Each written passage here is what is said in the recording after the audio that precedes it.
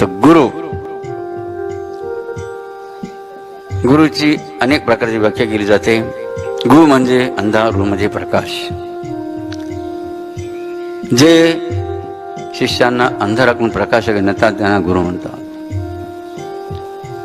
प्रकाश म्हणजे सत्य, अंधार म्हणजे असत्य. असत्याकडून सत्याकडे त्यांना गुरु म्हणतात. त्याप्रमाणे अज्ञान आणि ज्ञान, अज्ञानाकडून ज्ञानाला गुरु म्हणतात. पापाकडून पुण्य करण्याला गुरु म्हणतात. अशा अनेक बघा गुरूंच्या व्याख्या आहेत. गुरु, सद्गुरु आणि जगद्गुरु. जसं नाथमाने भागवतामध्ये वर्णन केलेलं आहे की मंत्र तंत्रोपदेशी घरोघर गुरु आहे ऐतीवर का. हे गुरु प्रत्येक घरामध्ये पाहायला मिळते. मात्र सद्गुरु हे फार दुर्लभ असतात. सद्गुरु कोणाला म्हणतात?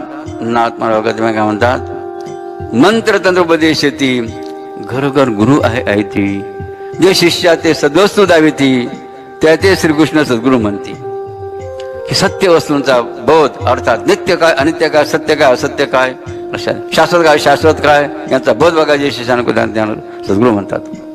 म्हणून आपण अत्यंत भाग्यशाली आहोत. या कलियुगामध्ये आपल्या सर्वांना एक सद्गुरु, जगद्गुरु, ज्यांना शिव अवतारी म्हणलं जातं, ज्यांनी 16 वर्ष एक लवंगानी वाटीवर तपश्चर्या केली, असं ज्यांचा महिमा अवर्णनीय आहेत. हे असंख्य समाजात कन्वेषण ते किती वर्णन केलं ते होऊ शकत नाहीत.